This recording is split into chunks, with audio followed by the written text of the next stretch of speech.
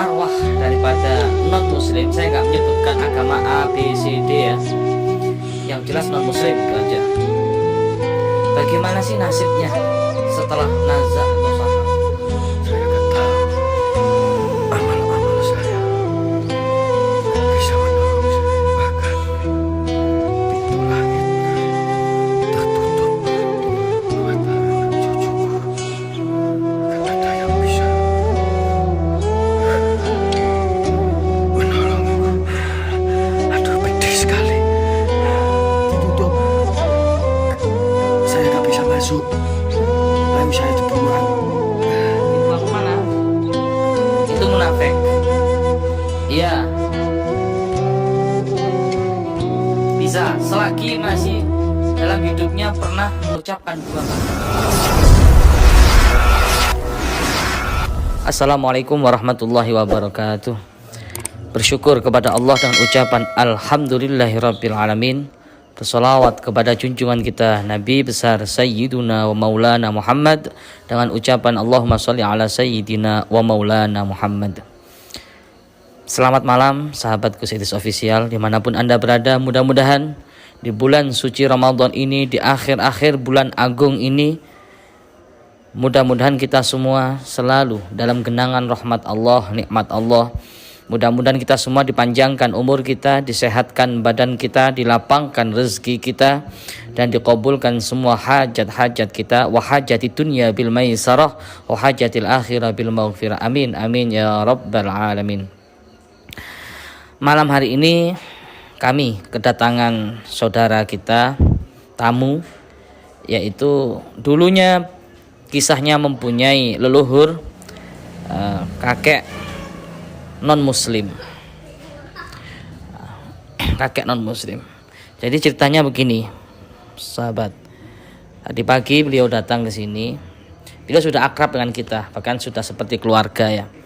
Jadi pengen sekali tahu nasib arwah daripada non muslim. Saya nggak menyebutkan agama A, B, C, D ya. Nggak. Yang jelas non muslim gitu aja.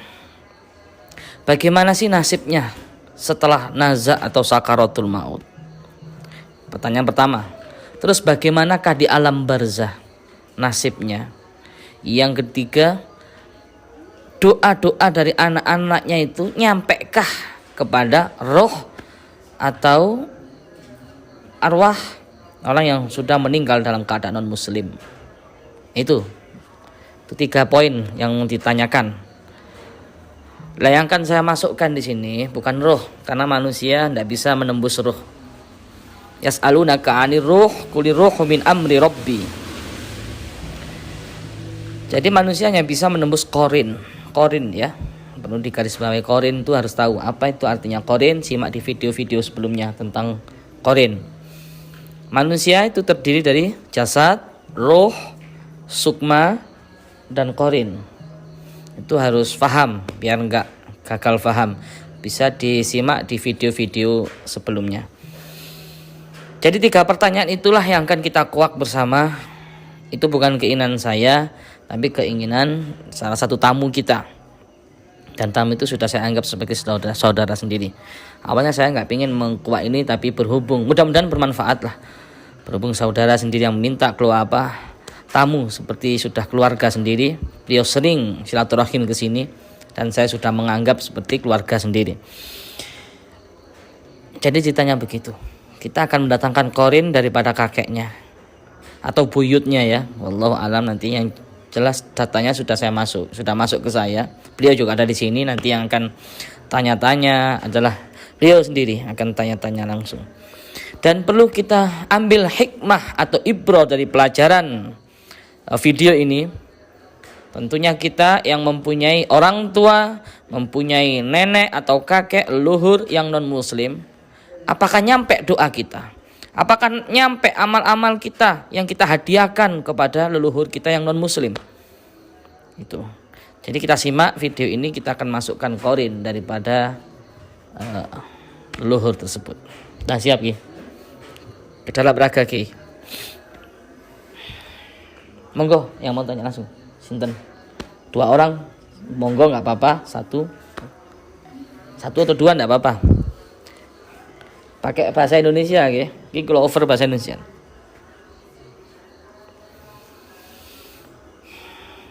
Monggo. Mbah Lasimin.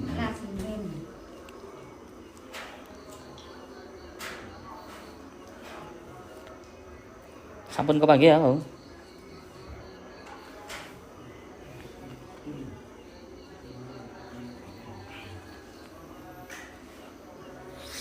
Di samping saya Ki Ageng Prayitno yang katanya viewers beliau orangnya galak. Ya memang dia galak kalau amar ma'ruf nahi mungkar. Sebenarnya orang itu baik hati orangnya itu ya. Kalau sweeping dukun galak memang karena dia mantan dukun, tapi sudah insaf kenal kita alhamdulillah. Apa lagi?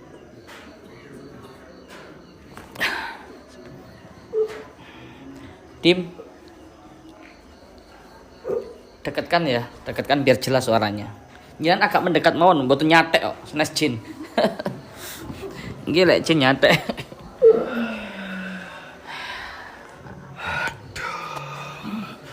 Kita over bahasa Indonesia dulu.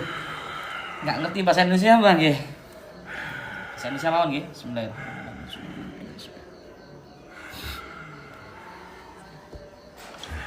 Monggo langsung ditanyakan mawon. Assalamualaikum Mbah, dengan siapa? Mbak gitu. Mbah, belum ngerti bahasa. Mbah, sinten namine? Bisa saya ngerti, Mbah. Ngertos. Ngerti ya? Monggo, silakan. Tanya-tanya. Nah, Pak Lasimin itu bagaimana disiksa apa enggak di sana? Karena sudah meninggal, lain agama dengan keluarga, lalu di sana disiksa bagaimana? Di alam kubur. Ceritanya panjang. Sudah meninggal semuanya.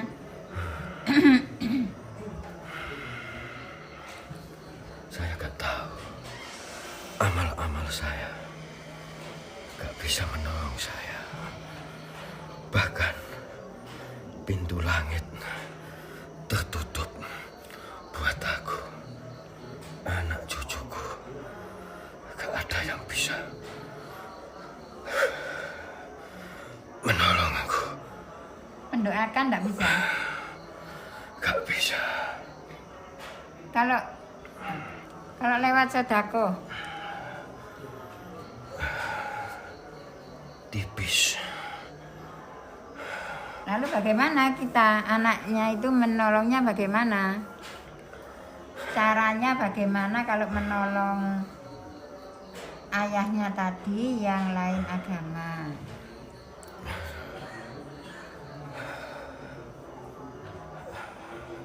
Disiksa bagaimana, Gus?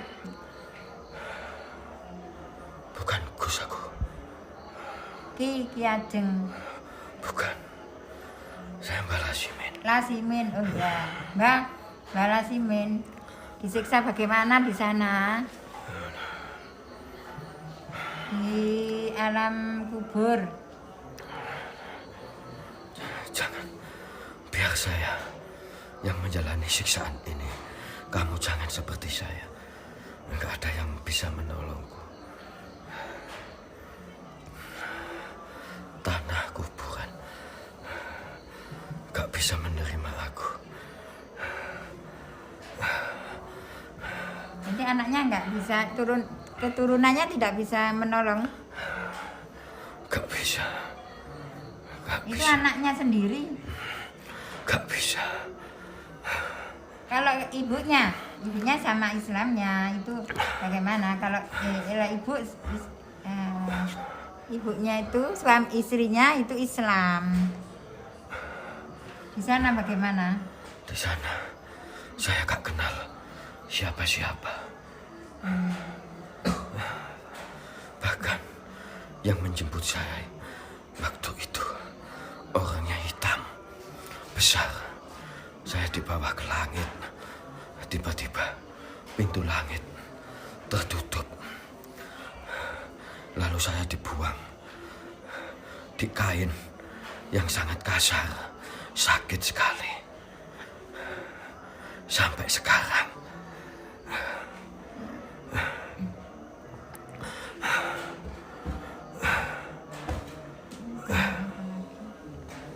Tanya lawan. Salah jangan. Namanya tadi jangan. Itu salah saya. Dulu saya gak bisa kembali ke dunia lagi. Itu salah saya sendiri.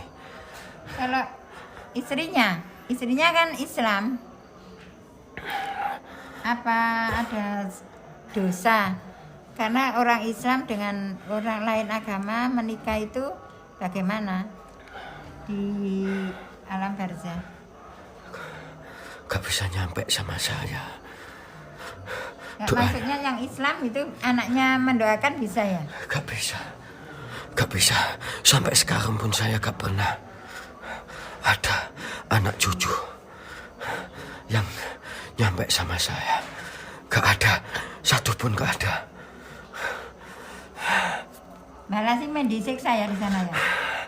Aduh, pedih sekali.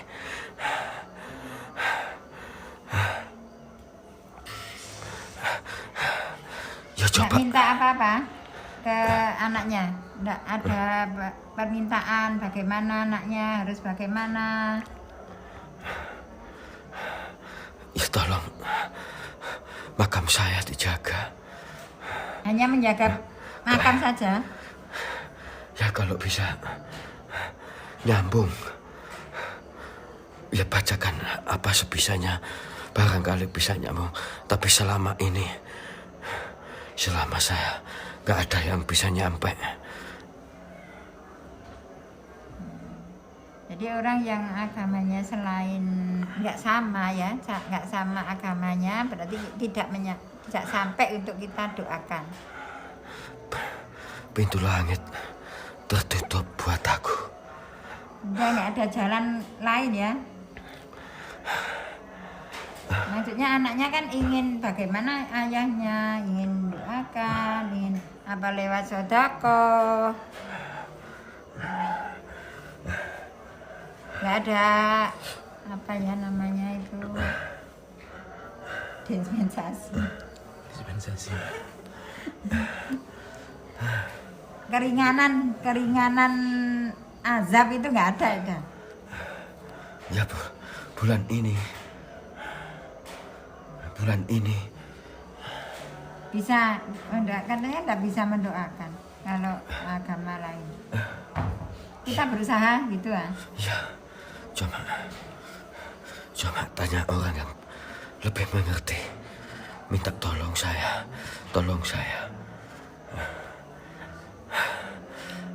Sampai sekarang Gelap. Mbak Lasimen disiksa terus ya. Terus gelap.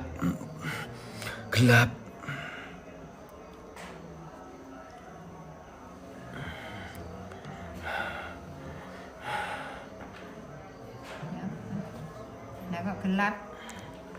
Gak bisa.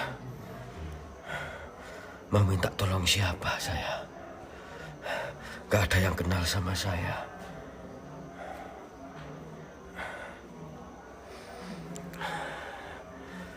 Lalu bagaimana? Nggak bisa. Apa melalui Pak Yai?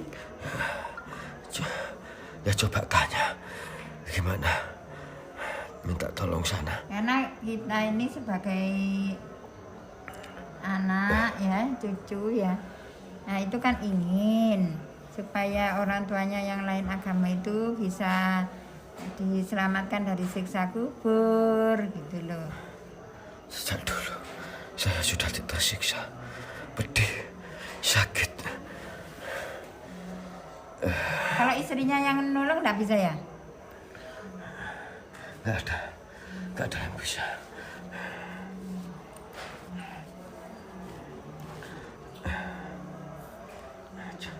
Ya coba cari orang.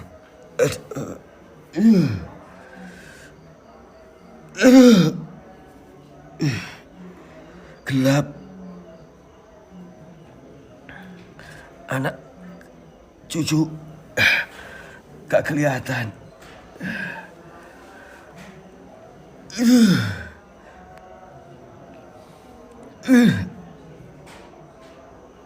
Anak Tuhanku siapa?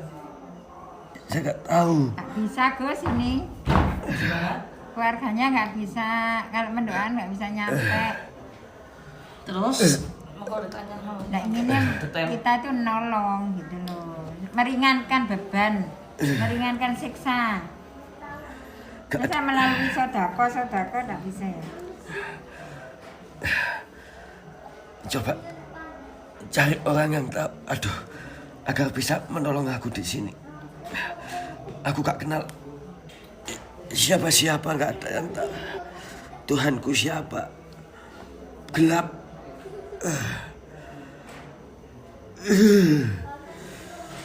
Jadi coba nggak bisa ya? Terus pengakuan Anda ya ketika nazak akhir hayat itu gimana, Pak? Orangnya hitam. Apa itu? Gak tahu. Itu yang membawa saya. Kenapa Anda kok gitu? Ke langit. Tapi Terus?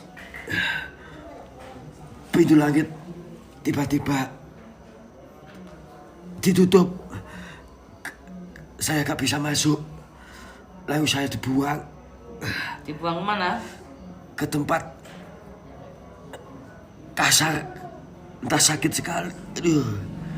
Gak seperti orang-orang yang lainnya.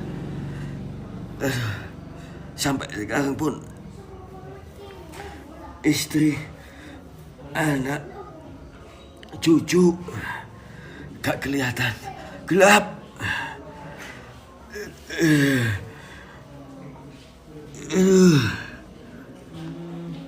Anda kalau boleh tahu dulu amalannya apa? Saya contohkan doa-doanya aja. Doanya gimana? Tapi jarang pernah saya lakukan dulu. Tapi doa-doanya saya ingat. Apa doanya? Berbuah suatat sabitur warenyam barku dia dioyona pracudayat Santi Om Swastiastu. Tapi gak pernah saya amalkan, gak pernah saya jalani. Cuma saya ikuti tok di bibir tok. Bahkan hari-hari raya tertentu pun saya abaikan waktu itu. Mengapa kok diabaikan? Sudah kan Pak Rasumin itu kan sudah niat kalau itu agama yang dianutnya. Kok tadi diajari atau dilakukan? Entah apa yang saya salah waktu itu, gak diterima.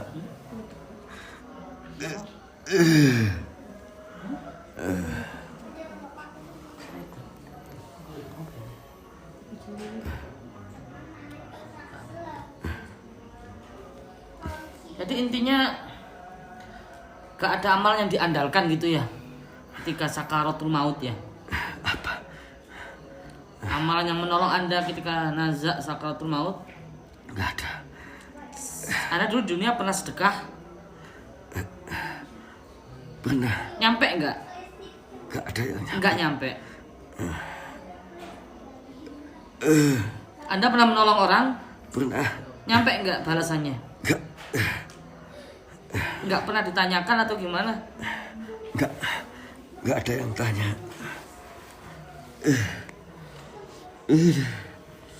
Nggak ada yang tahu. Entah. Amalan yang perlu Di tahu. alam kubur ketemu siapa? Gak. Mungkar Nangkir. Gak kenal. Siapa itu? Gak kenal malaikat. Lah, kalau malaikat ada hitam, itu yang membawa saya. Di alam kubur saya nggak ada siapa-siapa. Hitam, gelap, nggak terdengar apa-apa. Ya, berarti kan nggak ada solusi ya Gus, kalau ingin membantu yang sudah meninggal lain agama nggak ada solusinya ya. Iya kayaknya. Kurang lebih seperti Terputus berarti. terputus kan beda akidah. Gitu ya. Nggak bisa ya, lewat apa saja nggak bisa. Nah kira begitu. Ada lagi yang disampaikan? Udah, Pak. Harus bagaimana anak-anaknya itu harus bagaimana? Ya, saya pesan Pesannya harus rukun. Ya tetap doakan saya. Biar siapa tahu. Katanya nggak nyampe doanya. Ya biar saya dapat ampunan. Barangkali bisa nyampe. Terus ya minta tolong orang yang lebih tahu lagi. Aduh. siapa yang lebih tahu? Pak Yai. Tanya Pak Yai. Ya coba tanya. Dia tahu apa saya gak ngerti. Yang penting selama ini gak ada yang kenal sama saya.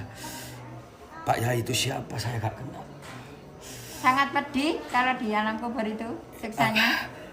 Andaikan kamu bisa melihat aku. Aduh.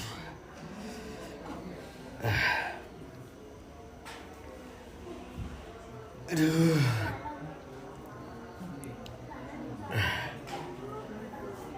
Nggak menyesal di alam kubur. Nggak ada penyesalan. Maunya kembali ke dunia, mau hidup lagi. Tapi gak bisa. Sudah tertutup pintu di alam kubur. Sempit. Aduh, gelap. Gak ada siapa-siapa. Saya berteriak sekuat tenaga saya. Gak ada yang mendengar jeritan kuat sampai sekarang. Keinginannya gimana? Apa? Keinginan saya mau hidup lagi. Mau. Kalau nggak bisa hidup lagi kalau sudah meninggal. Aduh, gak bisa. Hanya apa ini, kuburannya harus diapakan? Kalau Ya, nyampe gak nyampe. kita berusaha gitu ya. ya. Tolong barangkali bisa nyampe sesuai dengan keyakinanmu. Anak cucuku barangkali nyampe sama saya. Saya pindah pun gak bisa. Tiba-tiba orang hitam itu datang. Tiba-tiba orang itu datang. Cuma orang itu dok. Gak ada yang lain. Siapa itu? Mungkar Nakir. Gak kenal itu, orangnya hitam, besar. Wajahnya, tahu? Menakutkan. Menakutkan. Rambutnya panjang, hitam. Matanya merah. Apakah nggak pernah terbayang anaknya? Nggak pernah, nggak kelihatan anaknya bagaimana, itu nggak kelihatan ya. Kemampuan anaknya ini. Bisa saya lihat, tapi dia diam, gak nyampe. Saya gak dengar, saya bicara dia diam, gak nyampe. Bahkan saya bisikan di telinganya. Saya limat mimpi pun dia gak bisa nyampe. Dia gak tahu, gak ngerti. Amal apa yang bisa menolongku? Aduh. Nggak bisa Gus, nggak bisa nyampe. Ya tolong cari orang yang bisa, barangkali bisa nolong saya.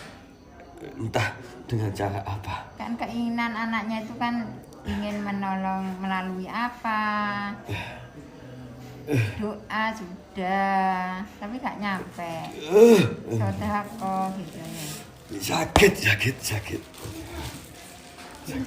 Nah, mengapa kok dulu itu kok ndak agama Islam? Saya gak ngerti. Nah, anaknya semua Islam, istrinya Islam.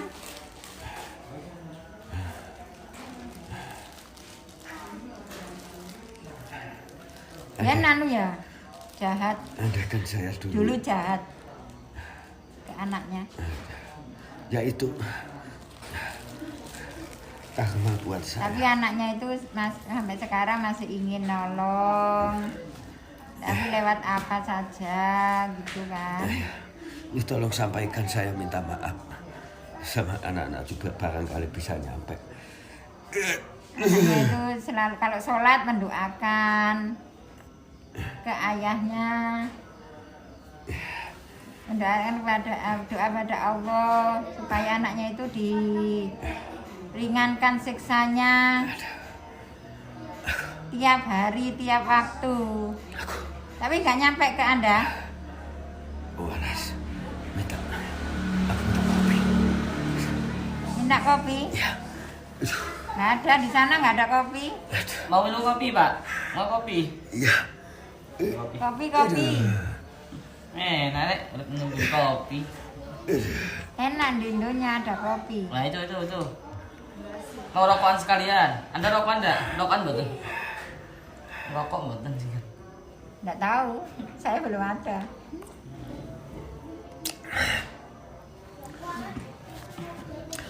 Padahal amalan itu katanya ampuh. Amalan paling tua. Apa itu? Amalan apa itu? Kalau saya ingat gini, amalannya Om Trilukanam Jiwa Matnam Manuroga Winasanam Wignadisha Winasanam Ilmu itu. Ilmu. Aduh. Apa itu? Ilmu kesaktian apa itu, Pak? Apa itu? Doa apa itu?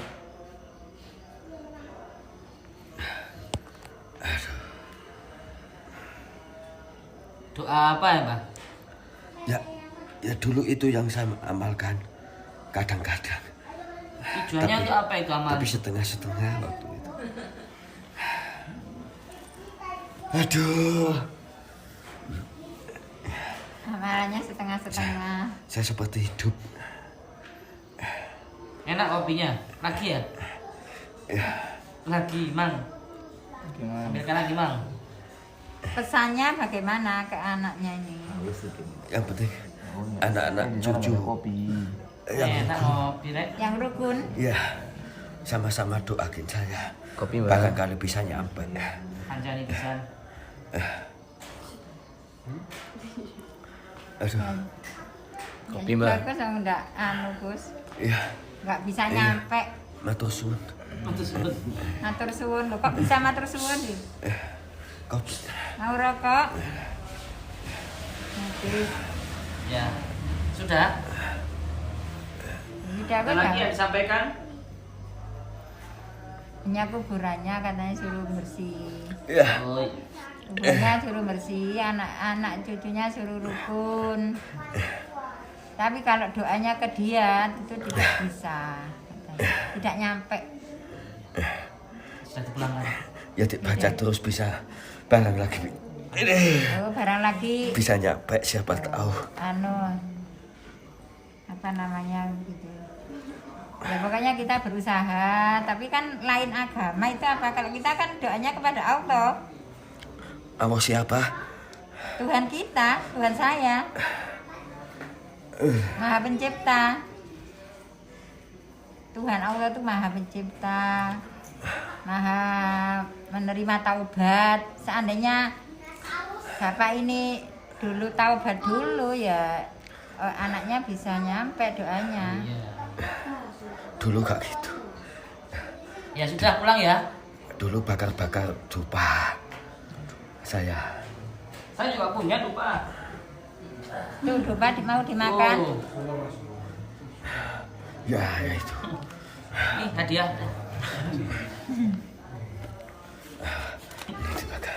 Makan dulu. Waduh. Gini, amalkan.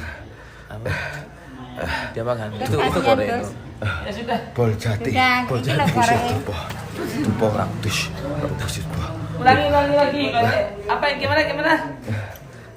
Apa doanya apa? Panas. Panas. Gak bisa. Gak bisa. Gak bisa ya wis. Sudah gak ada gunanya. Ya sudah, terima kasih banyak ya Mbak ya. Ya. Sampai jumpa.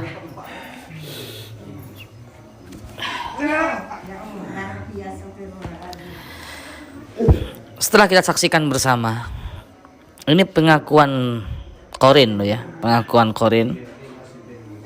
Bisa Anda percaya 50%, bisa kebenaran juga 50%. Terutama tentang alam barzah yang berkaitan dengan alam kubur. Kalau yang berkaitan dengan nazak atau sakaratul maut, kalau saya sendiri pribadi percaya 100% lah. Tapi kalau alam kubur masih 50%. Ada ba'dul ulama yang mengatakan ada dua pendapat, bahwa orang kafir atau non muslim yang pertama itu tidak ditanya oleh mungkar dan nakir. Ya. Tidak ditanya. Yang ditanya adalah orang Islam yang beriman dan orang yang munafik. Jadi yang ngaku-ngaku iman, ngaku-ngaku beribadah tapi sejatinya tidak, itu munafik namanya ya. Itu yang ditanya oleh mungkar dan nakir, pendapat pertama.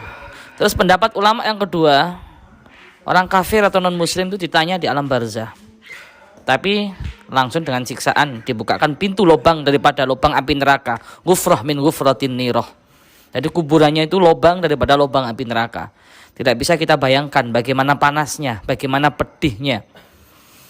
Itu kalau menurut ilmu tasawuf ya, kalau dalam syariat Islam. Jadi ada dua pendapat. Yang pertama ditanya oleh mungkar dan nakir, yang pertama tidak ditanya, tidak diakui lah. Jadi orang yang sudah meninggal itu, orang kafir atau non muslim, itu selalu minta ya Allah, menjerit, baru bisa nyebut ya Allah setelah dia meninggal. Ya Tuhanku, ya Rob, jangan sampai aku rasakan daripada hari kiamat. Jadi orang kafir itu takut akan datangnya hari kiamat. Kenapa? Di alam barzah saja sudah disiksa begitu pedihnya, apalagi nanti setelah hari kiamat. Sudah ada gambaran gitu pemirsa. Ya, gambaran apa? Gambaran neraka. Seperti itu. Mau tanya Mas, silakan. Kalau Islam, agamanya Islam, tapi nggak pernah sholat, itu bagaimana? Itu munafik. Nah, Iya. tetap siksa, tapi anaknya kan bisa. Bisa, selagi masih dalam hidupnya pernah mengucapkan 2 kalimat syahadat. Ya, perlu diingat, semua umat Nabi kita Muhammad SAW itu semua akan mendapatkan syafaat. Ya, kenapa demikian? Banggalah kita jadi umat Rasulullah SAW. Karena apa? Semua akan mendapatkan syafaat selagi pernah semasa hidupnya beriman. Beriman bahwa Allah adalah Tuhannya dan Nabi Muhammad adalah utusan Allah. Selagi pernah asyhadu an la ilaha illallah wa asyhadu anna Muhammadar Rasulullah, itu nanti kelak akan mendapatkan syafaat Rasulullah SAW. Kalau mau sedekah itu harus diikrarkan atau bagaimana? Kalau masalah sodako ada pendapat ulama macam-macam. Satu, bisa dengan sembunyi-sembunyi, ya, bisa dengan sembunyi-sembunyi. Kenapa kok dengan sembunyi-sembunyi? Para ulama salafun soleh, para sahabat-sahabat Nabi dulu kalau sodako itu sembunyi-sembunyi untuk menjaga hatinya. Itu yang pertama. Yang kedua, secara terang-terangan juga boleh. Kenapa kok boleh secara terang-terangan? Karena dengan terang-terangan itu bisa menjadikan orang sekelilingnya itu semangat juga. Fastabiqul khairat. Semua itu tergantung niat. Innama a'malu bin niat, gitu Bu. Kalau Anda takut dengan riya, Anda takut dengan sombong, boleh secara sembunyi-sembunyi seperti sahabat-sahabat Nabi dulu. Karena takut dia timbul penyakit hati. Boleh juga secara terang-terangan kalau niat kita baik. Oh, saya sedekah 1M gitu. Untuk pembangunan pondok, untuk pembangunan masjid, untuk mensejahterakan agama Allah, menegakkan agama Allah supaya apa? Yang lainnya itu tergugah, itu juga boleh. Kalau Ya. seperti ini, kalau mau sodako, saya sodako untuk ayah saya. Itu, Bagus. Ayahnya orang beriman, ya, nah, anaknya juga beriman, nyampe itu. Diniatkan untuk orang tuanya. Saya sodakoh mobil, kita jual untuk pembangunan pondok, saya atas namakan ayah saya. Ya nyampe nanti. Selagi beriman loh ya. Selagi akidah, sama-sama satu akidah. orangnya nggak pernah sholat, ya tetap bisa ya kita. Insya Allah. Tetap bisa. Insya Allah. Gitu. Insya Allah selagi pernah semasa hidupnya beriman gitu aja. Insya Allah masih satu akidah. Dan orang itu walaupun nggak pernah sholat, walaupun nggak pernah melakukan apapun, selagi pernah beriman, insya Allah akan masuk surga umat Nabi. Tapi ya belakangan, ya dihajar dulu ya di neraka. Kira-kira seperti itu. Dan yang paling saya sampaikan di sini ya, siapakah umat Rasulullah yang paling belakangan masuk surga? Yaitu adalah golongan orang-orang yang durhaka kepada kedua orang tua. Karena apa? Janji Allah sudah jelas. Ridhoku terletak pada keridhoan kedua orang tua, dan murkaku terletak pada kemurkaan kedua orang tua. Selain itu akan mendapatkan syafaat Nabi. Ketika Nabi mau meninggal, mau wafat, ya Allah, saya belum siap sebelum ada jaminan dari Engkau. Maka Allah katakan, apa jaminan? Mempersilahkan Nabi untuk minta jaminan, yaitu Nabi minta jaminan, jangan sampai ada satu umatku yang masuk neraka ya Allah, gitu kan. Innil arda wahidan min ummati dakhalan nar. Ya Rabb, saya siap menghadap Engkau, tapi jangan sampai satu pun umatku yang Engkau masukkan ke neraka. Kemudian Allah mengabulkan doa Nabi. Kecuali satu, yaitu ridhoku terletak pada keridhoan kedua orang tua, dan murkaku terletak pada kemurkaan kedua orang tua. Ketika nanti di akhirat, pemirsa, ini penting ya, betul kita simak antara kedekatan antara orang tua dan anak. Terutama orang tua yang sudah wafat. Ini perlu kita ambil hikmah di sini. Ketika nanti semua umat Rasulullah yang pezina, pemabuk, terus pembunuh, maksiat-maksiat semua dimasukkan ke dalam surga, asalkan orang itu beriman semasa hidupnya. Ada satu kelompok, ada satu golongan yang nggak dimasukkan. Nabi nangis. Ya Allah, ini kenapa umatku belum kau masukkan ke surga? Apa jawab Allah? Wahai Muhammad, aku tidak akan mungkin mengingkari janjiku. Rasulullah bertanya, janji yang mana ya Rob? Ingat, ridhoku terletak pada keridhoan kedua orang tua, murkaku terletak pada kemurkaan kedua orang tua. Nah, akhirnya Rasulullah sujud sampai bertahun-tahun nangis, ya Rob, tolong ampunkan. Setelah itu baru diampunkan. Tapi dengan persetujuan kedua orang tuanya, ditanya orang tuanya, wahai fulan bi fulan, apakah engkau ridho dengan anakmu? Nah, setelah menjawab, ya Allah, saya ridho, saya kasihan anakku, baru diangkatlah kemasukkan ke dalam surga. Jadi jelas ya pemirsa, keramat kedua orang tua, muliakanlah, jadikanlah ayahmu raja, jadikanlah ibumu ratu. Bila perlu, buat ritual setiap malam Jumat Legi atau apa, itu basuh kaki ibumu, basuh kaki ayahmu dengan air hangat, muliakan. Itu demi apa? Demi untuk memuliakan kedua orang tuamu. Maka kamu akan bahagia dunia dan akhirat. Begitu, muliakan, jadikanlah ratu. Insya Allah akan menjadikan kunci kesuksesan dalam hidup kita. Coba dipraktekkan itu. Ada lagi yang mau ditanyakan sebelum ditutup? Itu kan kalau ibu ayah masih hidup ya. Kalau sudah meninggal, bagaimana anak itu berbakti kepada orang tua yang sudah meninggal? Cara anak berbakti kepada orang tuanya yang sudah meninggal. Waladun soleh, yaitu anak yang soleh. Anak yang soleh ini yang bisa mengalir doanya, yang bisa menolong orang tuanya. Jadi kalau anak kita soleh dulu ya, makanya kita sebagai orang tua, ayo didik anak-anak. Anak adalah amanah. Tidak ada solusi lain kecuali kenalkan dalam agama. Kalau sudah anak itu kenal agama, niscaya orang tua sudah meninggal selalu ingat sama orang tua. Tapi kebanyakan sekarang ndak. Ya, kuburane wong tuane dhewe gak ero. Iya, lek warisan rebutan, betul enggak? Ya itu. Kalau masalah warisan rebutan, sedangkan makamnya, kuburannya orang tuanya sendiri nggak tahu di mana tempatnya. Naudzubillah. Makanya didik anak-anak kita, jadikan anak kita yang soleh dan solehah, supaya selalu kirim doa, apalagi hafal Quran pemirsa. Selalu kirim doa. Lah itu orang tua seneng. Ya, yang pertama waladun soleh, anak yang soleh. Insya Allah membuat bangga kedua orang tua. Begitu Bu. Di dunia saja itu kalau anak kita soleh itu bisa membuat bangga kedua orang tua Bu. Oh, anak saya hafal Quran. Oh, anak saya jadi ustadz, anak saya jadi kiai, anak saya sopan santun. Orang tua aja udah bangga. Gimana nanti di akhiratnya pasti malah bangga. Di alam kuburnya pasti malah bangga. Itu anak bisa memuliakan kedua orang tua ketika masih hidup dan juga bisa menyesatkan kedua orang tua masih hidup juga loh. Contoh misalkan di kampung sebelah ada orang tawuran, ada orang berkelahi, iku mesti anake wong iko. Sandal nek masjid ilang, anake wong iko. Ana rampok, gelut, anake wong iko. Mesti ngoten. Kadang endoki wong iko.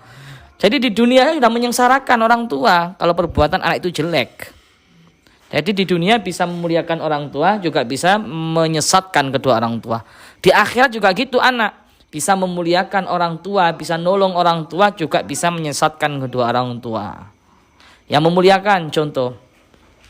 Orang tua ini sudah masuk neraka Bu. Sudah masuk neraka. Tapi anak ini soleh banget. Doa anak ini doa sama Allah sehingga malaikat berkata, wahai anakku cukup jangan berdoa. Siapa orang tuamu? Itu malaikat orang tua saya berada di neraka. Berkah anak yang soleh itu di alam akhirat dimasukkan ke surga. Dan juga di akhirat kebalikannya anak juga bisa menyesatkan kedua orang tua. Contoh, orang tua sudah enak-enak di surga Bu. Orang tua sudah enak-enak di surga, amalnya bagus, tapi anak di neraka. Karena nggak pecus, nggak bisa didik anak. Lah orang tua yang sudah duduk di kursi surga ditarik sama malaikat, dicemplungkan ke neraka. Karena lihat itu anakmu masih di neraka. Karena kamu nggak bisa didik anak. Lah itulah pentingnya kita mendidik anak. Jadikan anak kita yang soleh dan soleha supaya kita bisa ditolong oleh anak baik di dunia maupun di akhirat. Sudah ya? Ada lagi? Ampun. Kalau anaknya itu sudah dididik tapi nggak mau, kan sekarang itu kalah dengan HP ya. Mau sholat. Ini kalau nantinya diabaikan anaknya sudah baik, karaktermu itu gimana? Salah itu orang tua. Ya orang tua itu pentingnya orang tua itu dari kecil harus mendidik anak kenalkan dengan agama supaya nggak campur sama pergaulan zaman sekarang. Sekarang aja banyak kok anak itu yang mendelik melotot sama orang tua, bahkan berkelahi sama orang tua, tonjok-tonjokan. Oh anak yang membunuh orang tua aja banyak sekarang Bu. Kasus seperti itu. Orang tua ngeracun anak juga banyak. Ya karena apa? Nggak bisa didik dari kecil, katut pergaulan sehingga durhaka berani sama orang tua. Nah untuk itu ayolah, mumpung belum terlambat. Kalau sudah terlambat ya harus keras kita didik anak. Ya, harus keras. Betul. Terus itu kewajiban. Karena anak adalah amanah. Anak adalah amanah yang harus kita jaga, harus kita rawat sampai betul-betul akhir hayat kita. Jadi jangan pernah menyerah untuk selalu mendidik anak supaya anak tersebut jadi berlian kebanggaan kita. Intinya seperti itu, Bu. Kalau bisa anak yang masih kecil kan di dalam kandungan aja sudah didik anak harusnya seorang ibu itu. Dengan sering dibacakan sholawat, dibacakan Al-Quran, itu supaya didikan sudah. Thalabul ilmi fardhatun minal hadi. Dari alam kandungan sudah harus didik biar nanti anaknya itu jadi orang yang hebat, kan gitu. Dari kecil, Masya Allah para wali-wali dulu didik anaknya luar biasa. Cara ngajak mainnya itu luar biasa Bu. Ngajak mainnya dengan contoh, bukan hanya dengan ucapan. Ya, kebanyakan sekarang orang tua kan, sana sholat, dengar suara azan, Allahu Akbar, sana sholat. Tapi orang tuanya nonton TV, orang tuanya main Facebook, orang tuanya nonton YouTube, kan gitu. Ya anak pasti kan bangkang. Tapi kalau dengan contoh, orang-orang dulu Masya Allah, pagi-pagi itu nyontohkan anaknya ngajak main dengan sholat duha. Sehingga anaknya yang masih kecil ikut sholat duha. Dengan terbiasakan seperti itu. Contoh intinya. Nggak perlu banyak nasihat, nggak perlu banyak omong, tapi dengan contoh. Insya Allah anak akan jadi yang baik. Harus dipondokkan. Itu Bu ya? Sudah ya? Semoga bermanfaat. Apabila ada kurang lebihnya mohon maaf. Support terus video ini supaya kita bisa nggak bosen-bosen menyuguhkan, mempersembahkan video-video yang bermanfaat bernuansa dakwah, dan mudah-mudahan dengan Anda men-share video ini bisa dibalas oleh Allah berlipat-lipat kebaikan. Amin amin ya rabbal alamin. Itu saja yang dapat saya sampaikan. Wal afu minkum. Wassalamualaikum warahmatullahi wabarakatuh.